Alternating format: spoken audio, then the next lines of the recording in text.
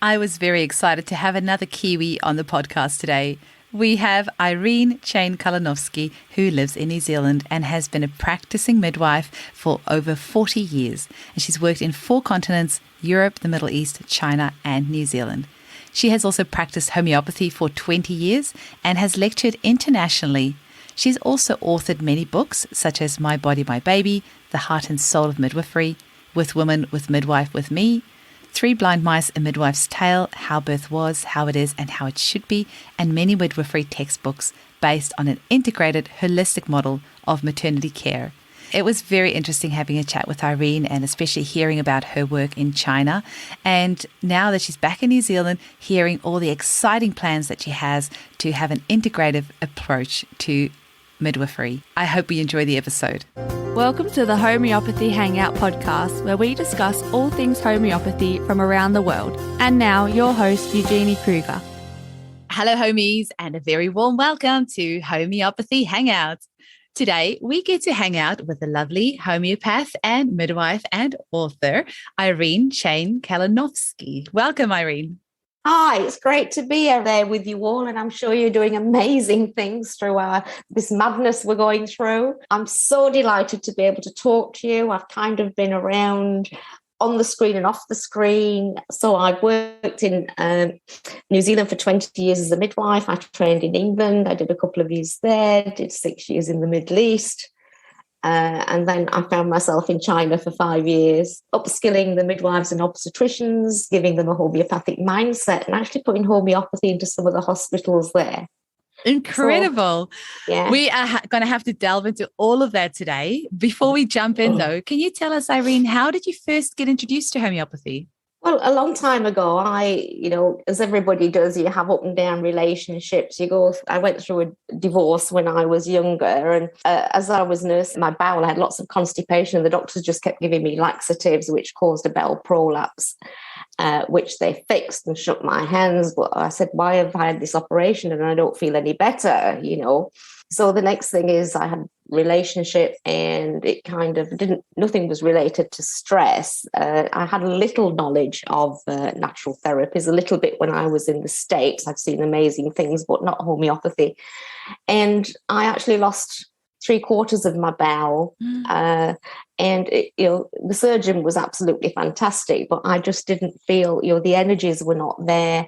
And I had lots of, issues. So when I came to New Zealand, I kind of ended up delivering the daughter to the people who ran the homeopathic college. It doesn't exist now, the Open College of Classical Homeopathy. Mm-hmm. And I walked into homeopathy that way. Mm. And it was a homeopath, actually, that came to me and said, Irene, I'll do your case. So she did. And then I had lots of issues, like, I couldn't speak out. I was quite shy, frightened to speak things out. So she actually went into my whole history. And I'm the daughter of Polish war refugees, and it comes from a story of them being the Volksdeutsche. And that is, they were displaced persons from Poland. And Dad married Mother in the German church, and even though they were Polish, and he was pulled into the German army fighting against his brothers. So when he defected, he went to England. He put on a Polish uniform because they can all speak 3 languages, and went to England. But he couldn't tell the Polish people he was helping that he was actually on the opposite side. So Mother had this, so they couldn't speak the whole truth. And I think when she was carrying me, it was the same thing. I couldn't get the truths out. So it was a homeopath that gave me the remedies. It was Calxil, by the way. And the words came out backwards and they started flowing. And then I got more into it, saying, wow, if it can do this to me, it can do it to everybody else. So by chance, I started homeopathy. And I qualified. I finished in 2001, but even in my 3rd year, I was teaching midwives up and down the country how to use it. And the issue there was homeopaths hadn't a lot of experience with labour in women. And a lot of the knowledge just came from the books. It wasn't kind of the hands-on experience. But as I used it and I saw how it can work, and sometimes I had to put combinations together because it fits into midwifery practice, to see a homeopath and just get the one single remedy takes a lot of time, and it's time that we don't have when we're on the road and doing things very quickly. So I actually started teaching homeopathy up and down New Zealand, and I used it here for 20 years. In the beginning, my birth rates before I went really holistic, the C-sections were about 28%. But in 2005, I've still got the stats, and they were 98% normal births. Wow. Statistics don't lie. That's incredible. No, I've kept the 2005 ones because the other computers have crashed and things. And I thought, so that's what made me write the books. And kind of, if you fix the mindset, if you get the women to open up, because birth's like, it's the end of an era, but yet the beginning of a new one when a baby's born. And lots of things come out of the birth if women have held on to things. And if you can stem out and iron out those things using homeopathy, and especially during the pregnancy, the morning sickness is much less. They're much more positive, and the outcomes are much better. So that's how I got into homeopathy. And I teach midwives to have a homeopathic mindset. I think what really helped was I always teach the girls that, you can always tell, the belladonna woman who her contractions would go off if you put her in water. So, there's no point running the bath. Yeah. You've got the sepia woman who's quite independent. She wants to walk about and pace about.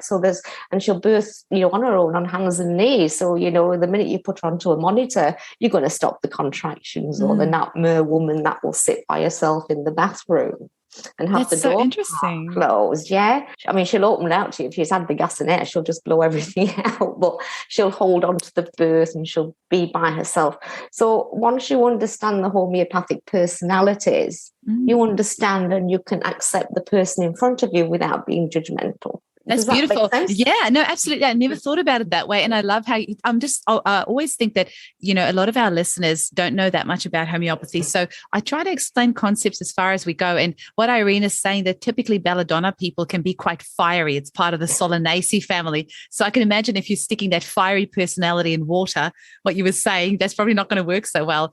And sepia women, they want to be independent and, so they probably want to walk around and not be held down. So I love what you're saying. That really makes sense. Yeah, you've got the same with the pulsatilla because she wants to hold your hand. So so if you walk out of the room, her contractions are going to go off. They're beautiful pictures, and you don't need to use hundreds of remedies in homeopathy. I think that having used them for 20 years, what I did while I was in China is I put 42 combinations together to cover absolutely every ailment. I've recorded 64 videos to teach women to self-care and be able to use those themselves. And Michael at Similimum Homeopathic Pharmacy has actually got them on his pharmacy there. So I've done amazing. I've done a handbook, and then I've done a separate handbook with what they do, but put all the rubrics in down the bottom for the combinations so that they can easily say, oh, that's me, Oh my gosh. How do we get hold of this, Irene? And is it more for the practitioners or the public as well? It's for the public as well. I've done it for women, and this is not about money. This is about, we know homeopathy works. So I will email them to you and you can put them up there. For the homeopaths to use, because that's my pleasure. Like I say, all the textbooks, I wrote a prenatal one for midwives, a prenatal manual for midwives. I've just done the second edition. It needed tidying up a bit, but that's got homeopathy and the homeopathic mindset all the way through it. And the midwives love it. And I mean, I took it out and I showed it to the girls because I was with Midwifery Today in Germany. We went to their conference in Germany.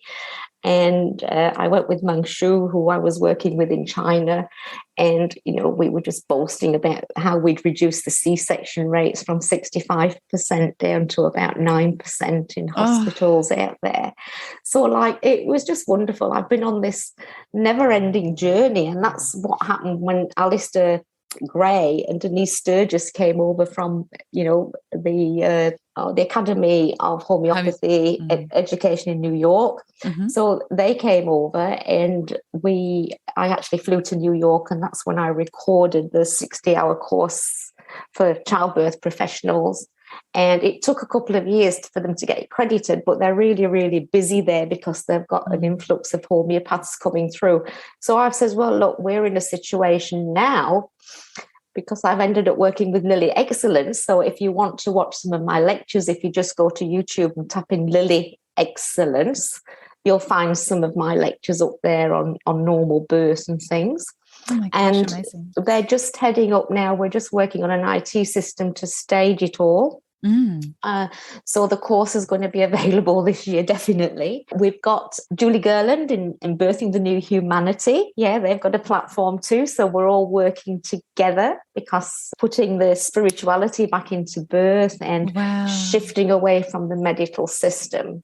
So that's where I am at now, and I'm with the Wacky Meninga Health Council, and this is the first health council that actually has homeopaths, chiropractors, osteopaths, naturopaths. We're all side by side in this council. And this is in New Zealand? This is in New Zealand right now as we speak. Okay. Yeah? You're sharing such great info, and I don't want to miss anything. Sorry, that 60-hour course, is that specifically for health professionals? So not necessarily homeopaths, like say a midwife that wants to learn how to use homeopathy? Well, I think it's good for homeopaths because it makes you understand childbirth better, because I've got the midwifery perspective into it. So it covers everything. You'll love it because it's got the diet in pregnancy, it's got the physiology in it. It's got the homeopathic remedies as applied to pregnancy. It's got the homeopathic remedies that deal with morning sickness, because when you talk about morning sickness, there's about, I think we found 24 emotional issues that women have just when they're pregnant. Yeah. So when I put the morning sickness remedies together, I put them more not on the physical morning sickness, but I actually put the key for the mental emotions. Yeah. So I'll give you an example of how it came about. Is women have a fear of finances. Yeah. They're restless, a fear of finances. The pregnancy may not be planned. They might be having an aversion to the pregnancy, even, which is a sepia. Sepia is a big hormonal remedy. Then you've got pulsatile, because I find mums or pregnant women tend to suddenly become more needy when they're pregnant. Yeah. And the other one is a natrum muriaticum, because of the early pregnancy headaches. And of course, it's all about being a mother. So I put them together, and I found that 90% of the time they work. Amazing. Yeah. So kind of putting those things together. So even if homeopaths do that course, they're going to come out with a lot so that they can also look after these pregnant women, because it's going to kind of crisscross, I see the role that we are going to have in New Zealand as a midwife, because all the midwives are going to be trained in homeopathy and the Maori traditional medicines. And we're going to go back to being in the community where we can care for the family. Beautiful. Tell us all about that. So then you went on to talk about this organization. So this is in New Zealand, where you've got all these practitioners working together. Talk to me about that. Well, it was just set up 6 months ago with the Doctors SOS, because, many of us didn't want to take the jab. So a lot of us lost our jobs. We lost our jobs and everything. So we stepped aside and we thought, well, how can we do this? And then it was the Maori government that, because we've got the real constitutional law, got the Treaty of Waitangi and the Maori Incorporation as well. So we're really covered to be able to step outside the corporate and be legal, Wow. Yeah, which is kind of unique, because a lot of countries don't actually have that yet. Yeah. So we're building up on that, and everybody's kind of coming together. So I'm doing, midwifery. So I've done like a little handbook for midwives, and we're just setting it off. I think we've only got about 5 or 6 midwives at the moment, but I'm sure that we'll be having much more, because I went to Waihi and I've just done a documentary on, what the plan is and how I visualize it to be. I visualize that we're going to have more community centres, the prenatal, so that families come together to the community centres where they will get their prenatal education and their care. And then there'll be home births, or there'll be little birthing units scattered around, because we will have normal births using homeopathy and the holistic way. There's no doubt about it. Less interventions. Women have to take responsibility when they register with the Wakaminenga Health Council as well. It's a joint responsibility. We've taken a lot of the red tape out. We're over-regulated, and the systems are there to punish the health professionals. They're not there to support them and enhance them. So we've cleaned it up, and it's in its early stages. Of course, we've got funding to sort out, because we have to look after women in a private capacity, because we're not funded by this corporate system yet. But I think as we go through to our the real natural law and common law, then the funding is going to come down, and then that will take care. And how can people donate? Is it a charitable organization, or is it something that people can donate to if they feel called? Yes, they can donate to the Wakaminenga Health Council if they want to donate to it. A lot of us have been working pro bono. I've done all this pro bono, setting up everything. We're working, extra hours. Women have been just dumped. I had a caseload of women, and I think I had one woman, a couple of women, but like they've got used to you. They don't want the vaccination, they don't want the jab, and it's like they've got 3 weeks to go before the baby comes, and you're expected just to drop them. Well, I think the Ministry of Health have put all these women at risk. Absolutely. Mentally and physically and emotionally. So I looked after the woman. I just lived 5 minutes from the hospital. I took her up to 9 centimetres, but she wanted to go in. I wanted to go in as a support person. First they said I could, and then the next thing they came back and said I'm illegal. And but the woman went in, and I was very sad, because when she went in, the first thing they did was give her the epidural instead of a bit of tough love and let the baby come. So then she ended up with a forceps birth, the story. The other women I've had, I attended a New Year's Day birth. Yes, this was this woman's 5th birthday. They'd lost their house and home and everything. And I went up to the systems because she'd had 2 normal births and then 2 C-sections in between. But I could see the C-sections, a lot of it was to do with her emotions and interventions. So I could see she was quite a healthy woman, and she's birthed before, so she could birth this time. So I treated both she and her husband for the things that they were holding on to. So the things that they were holding on to was probably some abuse from before, or the partner was from a very affluent family, and what happened is that he was expected to keep up to their expectations and live a corporate life. So quite a lot of psychological abuse, yeah. So when I gave them the remedies to help them on, of course NAPMER came for both of them because it was holding on, and the Staphysagria, of course. So they slept and they were positive, and everything was in balance. And so I went, and I didn't have to do anything. I gave them the homeopathic remedies at the birth. I used some spiritual activities to help the baby calm down. We had the candles, and this was it was the first time he was able to put this baby skin to skin, so they were so ecstatic. And again, there's a lot of us well, what do you do when people have lost their house and home? I'm not going to turn around and say I'm going to leave you abandoned and I'm going to do nothing. So it was a donation. So they sent me this beautiful big basket of goodies, and they just put a little bit of money in it, and then for me, $1 million would never give me back the happiness on their face, So I think that midwives can set up their own practices. There was another guy in Connecting Consciousness that I'm working with, and the divides between families, the vax, the non-vax, and the thinking. And he was getting a bit depressed, so he just came round. I had a chat and gave him some homeopathics. And the next thing he brought the decking, so my husband could fix the deck in the garden. So like the input of communities is, if you give out, it comes in. We're all struggling to pay our bills, but somehow the universe takes care of us, and I think we've got to trust that. Absolutely. So homeopathy plays a huge role, and like I said to you before this came on about the opium state, of people. Yeah, talk to us a little bit about that. So what do you mean about the opium state? Because some of the general public are not going to understand what you're saying, but I think it's important that you break this down for us, because it really resonated with me when you said that earlier. Well, I did a lot of thinking and like, when I walked out you go to a petrol station, somebody's wearing a mask, and I would say something like, do you realise we're in World War III? And they look and do nothing. Yeah, there's just nothing at all, no reaction, not a blink of the eyelid. And I thought, you're in an opium state.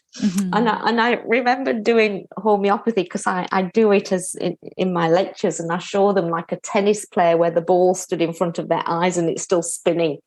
And he's dazed, and he's not going anywhere. So kind of I use homeopathy to help wake people up. And the opium seems to do the trick. It's the same when a baby's born and it's stunned after a birth. Opium's a great remedy for that. So I believe that with all the paracetamols and the codeines, and if you go into hospital, the first thing they give you is morphine. So we've grown up on an opium state as well, of all the hypnosis. So it's a big remedy to help people wake up. Yeah. An amazing remedy for constipation. Absolutely. I've used that several times. But yeah, definitely it's been a remedy I've used a lot for traumatic births as well. Hey, when the baby is just come out.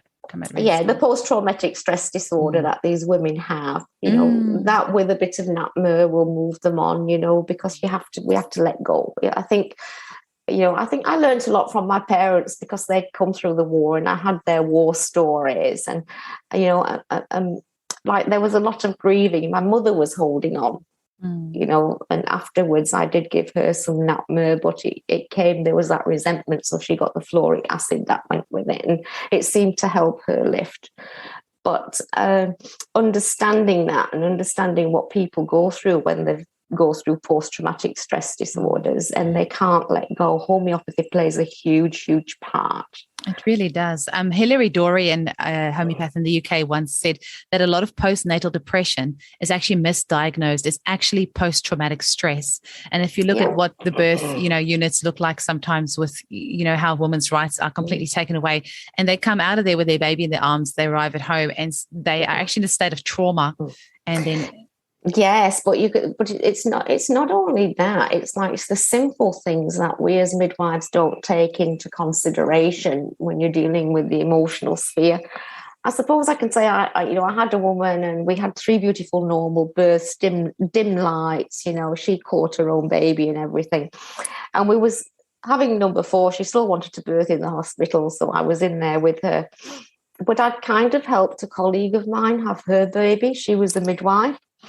And, she'd heard that we'd just birthed a baby. So the midwife ran in the room, picked the baby up and put the baby on the weighing scales and destroyed that whole woman's birth experience. So it's the simple things. And I think that had she had a homeopathic mindset, she wouldn't have done that.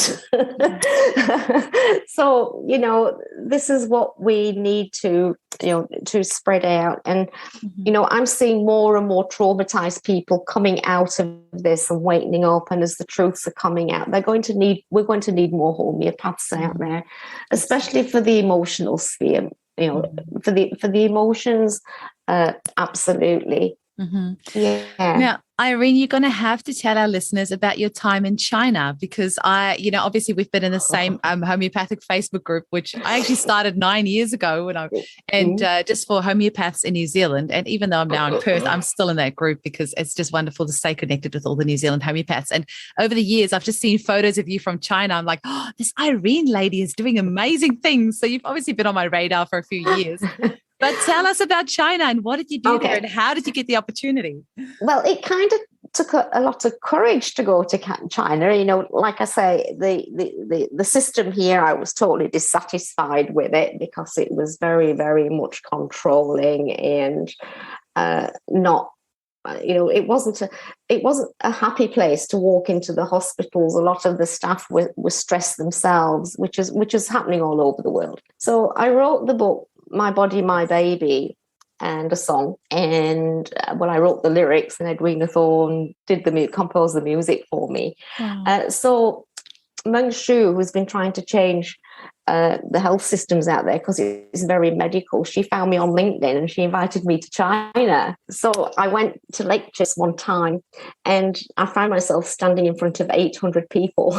And the passion in the Chinese midwives, nurses, obstetricians, they were all in the same room, was just so immense that I just loved it. And Meng Shu liked my vision. So she said, well, come and work with me.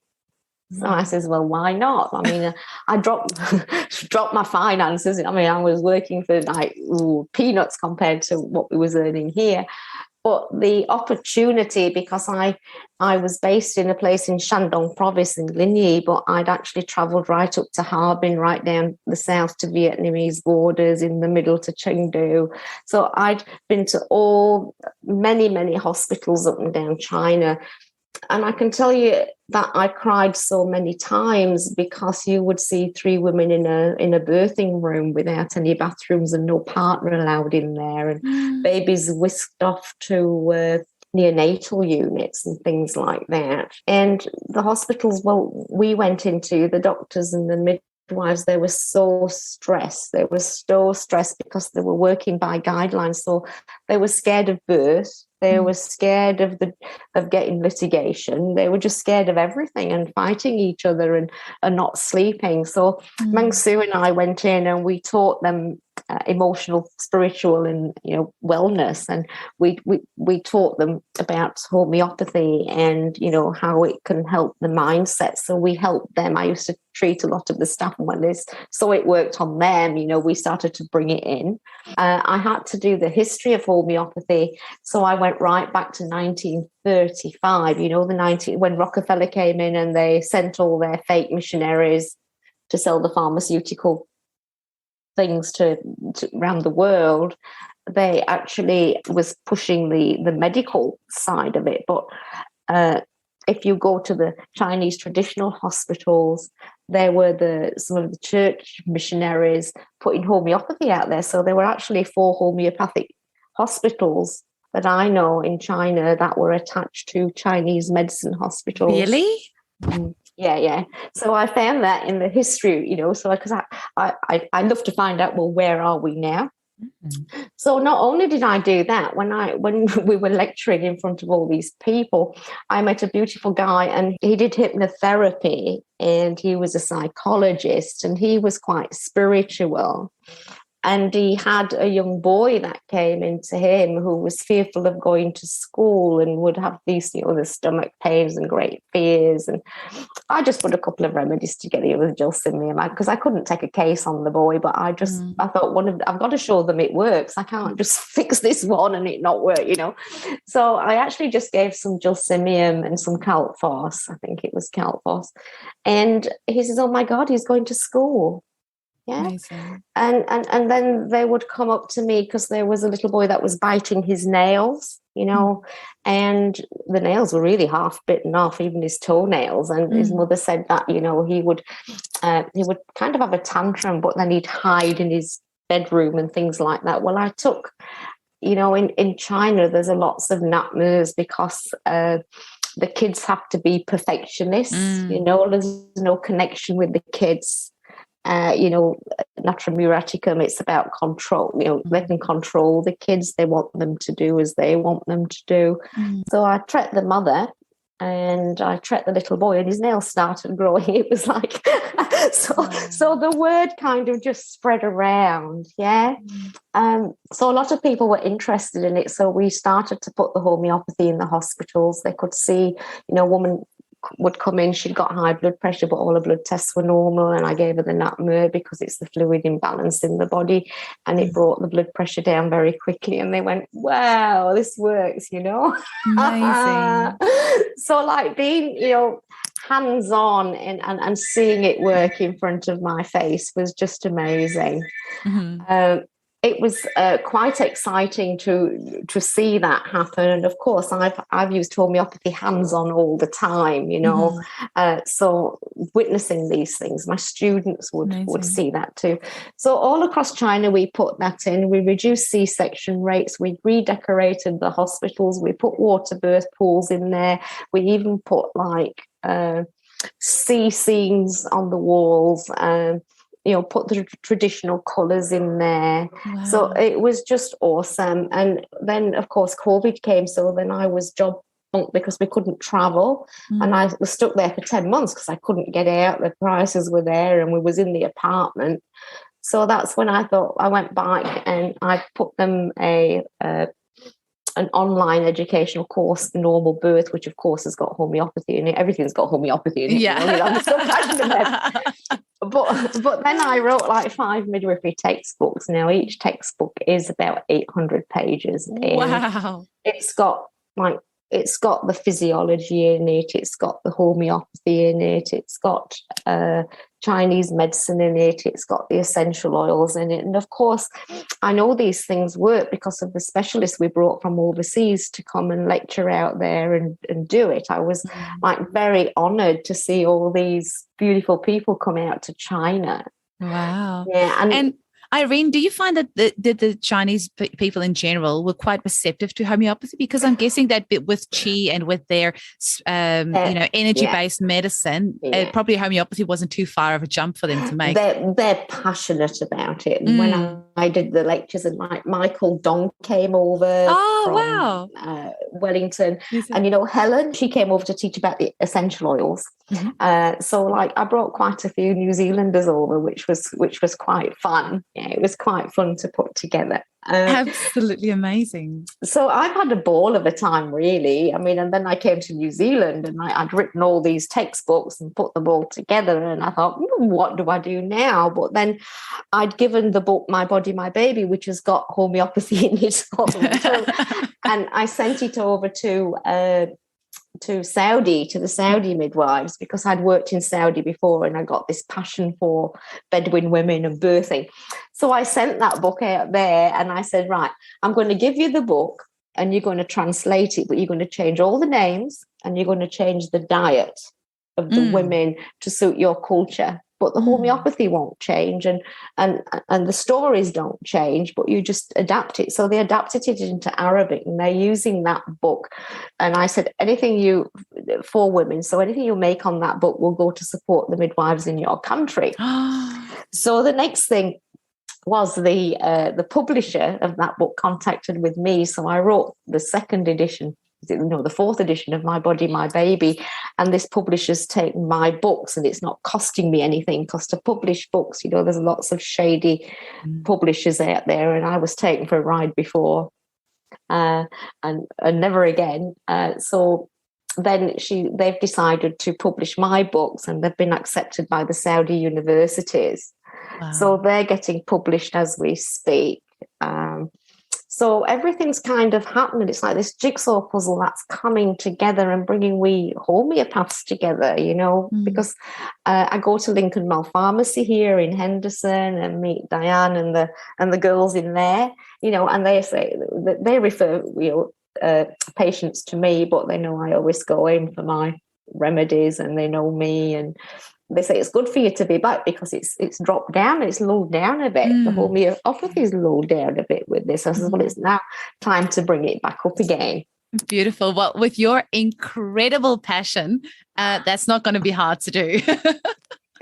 It's completely shining through. Yeah. Yeah, so when we get the homeopathic course up and running, I don't think it's going to be too long. I think we're looking about 12 weeks because they're getting the IT system done. Once that homeopathic course is up and running, it's 60 hours. Everybody does it in their own time. But then with Lily Excellence, we're going to do a monthly forum. So we're going to be able to talk about how the practitioners put it into their practice, and we're going to share stories so that we all grow together on a global platform, so that we really grow together. So if any homeopath wants anything, they can get me at chainirene@gmail.com. I'm on Telegram and I'm on Messenger. So I'm happy to answer questions and to support people or anybody that wants to go into homeopathy. Amazing, Irene.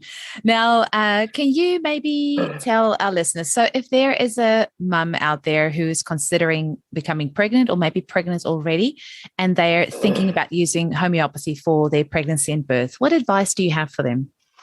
Well, I would suggest they find a homeopath. Like I say, in New Zealand, I've listed up all the remedies, and the handbooks are there for women. And I'm just going to load those handbooks onto My Body, My Baby and things, so they can do a little bit of their own. But I would advise them to have a constitutional consultation. I think that the sooner they can release everything, because sometimes if we don't look into ourselves, we don't realize we've got a hiccup or anything, you see. So like if they get a constitutional remedy, a consultation, it's a big help, because it's not just the remedy that they take, it's the homeopathic consultation. It's looking at them as an entity, and it's listening to them, just like you're listening to me. We just let people talk. Absolutely. I always say to them, I'm just going to sit here. You just get out of your system whatever you need to get out. And that process in itself, it's so therapeutic, hey? So healing. Yeah. Definitely.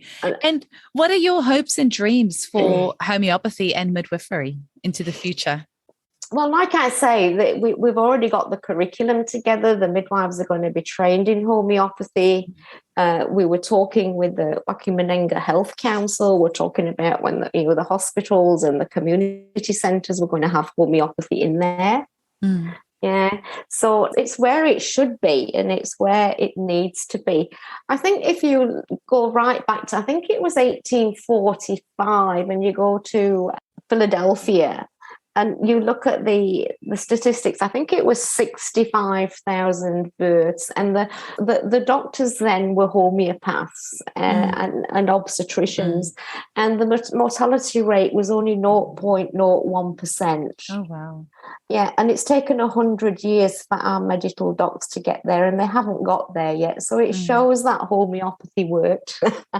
It's in the statistics, and it is the future. And like I say, you need to go and do some research on the med beds. Yes, med beds. Can you please tell us about that? You mentioned that before we started recording, but please tell the public about it. Well, I've just spent the last 2 years, because I'm very curious. So I've been on this roller coaster ride with all this intel, with what's happening around the world and the reports coming through, following everything around the world. And we know that they have developed med beds, and these med beds are actually work on the dynamic, on the life force, and they can detect where your energy levels are out, and they can actually spin them back. Wow. And from what I understand, they can cure Alzheimer's. They can actually help with paralysis. There's so many things that they can help with that our hospitals are not going to be the same. You can actually do surgery on them without having to have a general anaesthetic. Wow. So this is what's coming. I know they haven't released it all yet, I think, because there's so much happening. We know that things are happening under the scenes that we don't know about, but you can see it if you follow your research. You can find the truth. The truth's out there. It's out there, yeah. A lot of people want to see it to believe it, they have to see it. But I think if you're really spiritually connected, if that information's right or wrong. We know if that person's pulling the wool over our eyes. Yeah. We know that. I think the more in tune we are with ourselves. I'm going to go back to why as well for midwives and health professionals. I always had this question. I would go into the hospital, and the midwives would have ailments or sicknesses or chesty colds, and they couldn't help themselves. And I always raise the question, why if a health professional can't help themselves, how can they help others?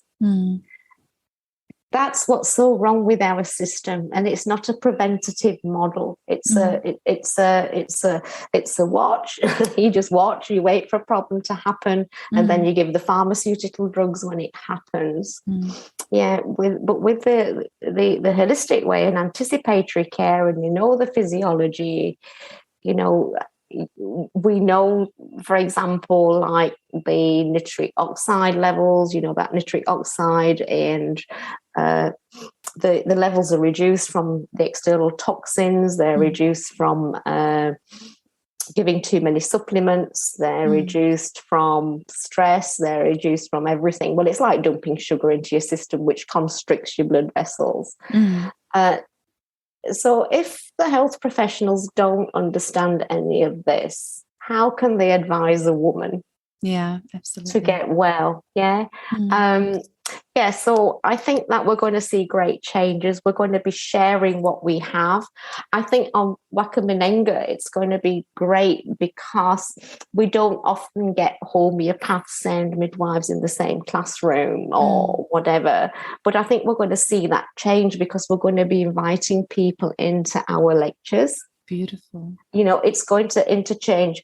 In China, we had obstetricians, midwives, and pediatricians and nurses all in the same classroom. Beautiful.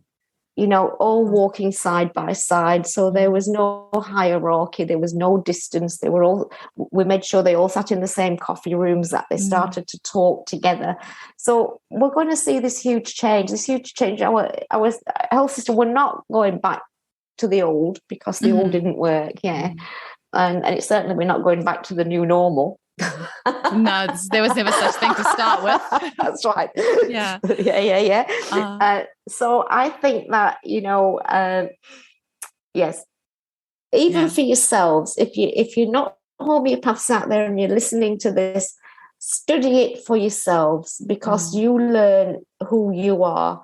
I think when I studied homeopathy, I learned more about me than I could ever put together. I could see myself, I could feel myself. It really, connected me with Mother Earth and nature. Absolutely. Yeah, absolutely. I love this beautiful vision that you're holding, Irene, and obviously having seen that in China with seeing these different, medical professionals alongside homeopaths. You can obviously, you've seen that and it can happen, and it has happened, and we need to just bring that more into the West, and certainly more in New Zealand and Australia for sure.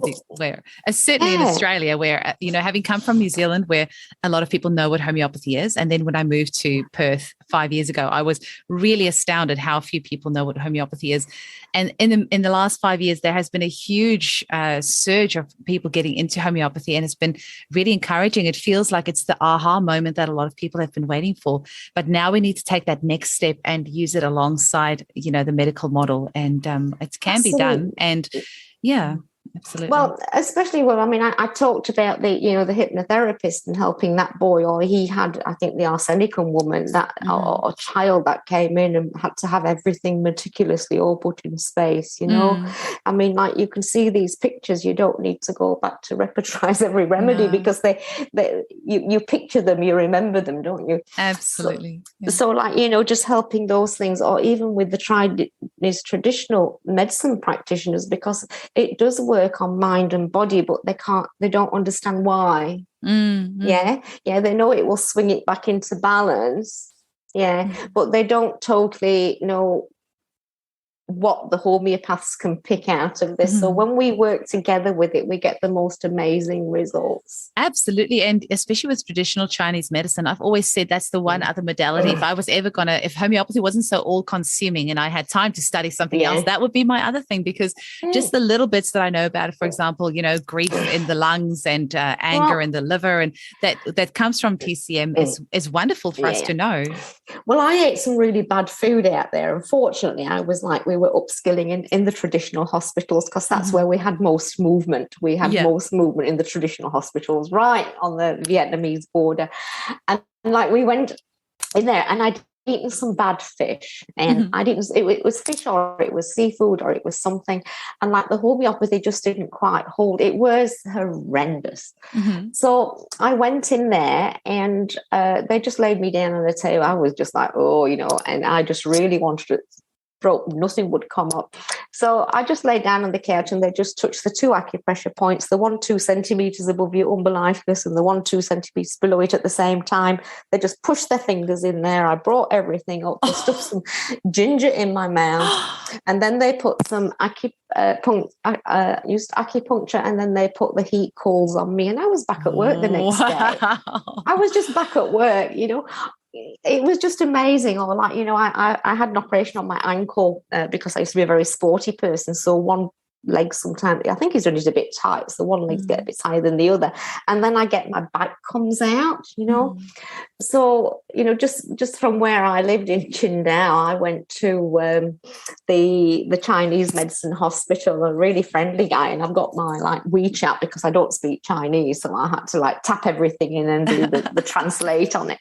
But he knew straight away. He just touched the 2 points of my hip, just straightened me up, a little bit of acupuncture, and I was out again. But I needed the aesculus because, aesculus is that we get the uric acid deposits in our back. It's horse chestnut, the homeopathic remedy made from horse chestnut. Hey? Yeah. Just for our listeners.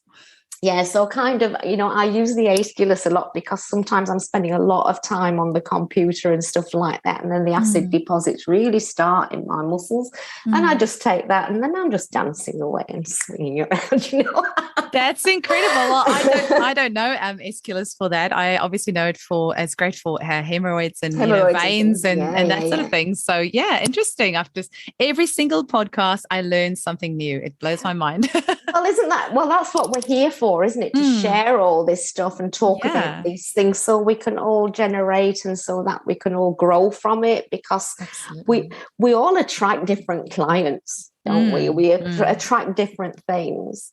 Like with me and midwifery, for example. Okay, so you get a woman and she's got mastitis, and you're thinking, oh my goodness, I can't get to the house, and I'm not going to spend an hour on the phone doing a full thing. So, to see if it comes on quickly, which is the belladonna, or if it's come on slowly, which is the bryonia, or if it's a phytolacca. So I just put the 3 together, and I get them to get their little kit and put it in the house. They can't afford to buy all the different separate remedies in any case. So you do that, and then you grate some potato and ginger, and you slap it on their boobs, and you fix the whole problem, with the diet. Of course, they've got to fix the diet, So, it's fixed. And my student nurses say, what, no antibiotics? I says, they only kill the bugs, honey. They don't help the body to work. You have to stimulate the body to work.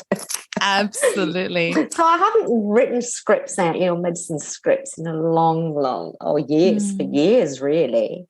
So I've got the community coming now because of this COVID thing. I had a guy who was severely constipated, and he came in and his legs were up like balloons, and his bowel was up to his belly button. And I just looked at him, and I knew first thing was the diet. And I said, look, I can give you something for the constipation, but the problem is we've got to fix what comes from before that. So I'm looking at you now. I'm just going to tell you to put some bread and some rice in a bowl and put water on it. What does it do? And they say, I says, well, that's what it's doing with your body. It's taking the fluid out of your bowel and it's put it into your limbs. So now we've got to change the diet to put that fluid back into your body and get it out of there, right? So then, so we eat the bean. I says, now put some beans and lentils in a bowl and put the water in them, And I says, the water will stay there forever. The beans only take what they want, but they absorb that water and they give it back to you. So you now need to, get some bean soup with some cabbage in it and put some pepper in it, because pepper stimulates the bowel. And then once you've done that, then you can take this homeopathic medicine, because it'll fix your constipation, but it won't. We've got to fix this bit first. So that's kind of how I put the physiology together. With the homeopathy to get the results. And that's amazing. All in the books, and that's what it's about. Amazing. Irene, I'm going to make sure I put all your links in there, including the Waikamaninga. Wakamoninga. So you're going to have to email that to me so I can put all that in the show notes and people can find out how I'll put it to. up there, yeah. Oh, cool. Wakamoninga. Yeah. And find out where they can purchase your books and your courses. And we'll put AHE link on there just for when it's ready and they can just keep an eye out on there. But thank you so much for the incredible work that you're doing, because from clinic experience and from personal experience, I know that when a woman gets to have an empowered birth, whatever that might mean for her, but, usually a natural physiological vaginal birth, everything else flows on so much easier from that. And your chances of establishing breastfeeding and not having postnatal depression and easier bonding and all that is often so much easier. So if we can empower them with homeopathy to have the birth that they desire, then everything's much easier after that. I think so. And what we're doing, we're going to train lots of midwives up from new. We will take some of the other midwives over, but we won't take anyone that just wants to be sat in and continue just with the medical model. Yeah, it's got to be new. Everything's got to be from scratch. We've got to establish this, which I'm quite excited about doing. I think it's a gift. I think I can see the jigsaw puzzle coming together, from my entire life, because I tried to leave midwifery, I tried to do other things, and it kept bringing me back. and just my adventures in China and coming back to New Zealand. And I'm thinking, well, what do I do now? And then suddenly I met the Doctor's SOS, and I was. I didn't have to look. I didn't have to look where I'm going. And I'm going down to Waihi because I met the real nice community from the Hapu down there who were establishing everything. So they've got their own little church thing going and their community. So I'm going to go down in maybe a couple of weeks and teach them homeopathy, and they're going to put it in their little centre so they can take care of themselves. Yeah. Oh, so So like all this is happening, and like I say, the universe will take care of us, and it's just meant to be. And I just want to see more homeopaths out there working together with all us other like-minded professionals in our different avenues. Because knitting together is only going to make it better, a more spiritual world. And like you said, the babies that I've had the pleasure of being with, 1,000 of them, the babies who have least intervention, where the woman's mind is absolutely balanced when she goes into birth and she's confident, and you reduced all those fears, the babies are happier, they're healthier, and there's hardly any problems. There's hardly any problems to deal with. If we wait and let Mother Nature do what it needs to do, the problem is that they haven't been teaching the women to take care. So we've got a lot of obesity around. We've got a lot of problems. I'm worried about the women who have had the vaccinations in pregnancy as to what's going to turn up at a birth. I really worry about that for a lot of women. Some are fine, but I've seen more meningitis. Okay. I've been doing postnatals. I've been helping another midwife, and so she's subcontracted to me. And then, I was doing postnatals, so I was dealing with a lot of babies readmitted with meningitis, and that's only like after 2 out of 6 babies. I've never seen it before. Preterm births is scary because that was happening, but nobody's linking it. That's why I think homeopathy has got absolutely the medicine for now and into the future, because with the experimental shot that people are getting, the reality is there's no long-term safety testing. It was all rushed through. So the types of the fallout that we're going to see from this is something that we're going to see for many years, I believe decades and possibly generations to come.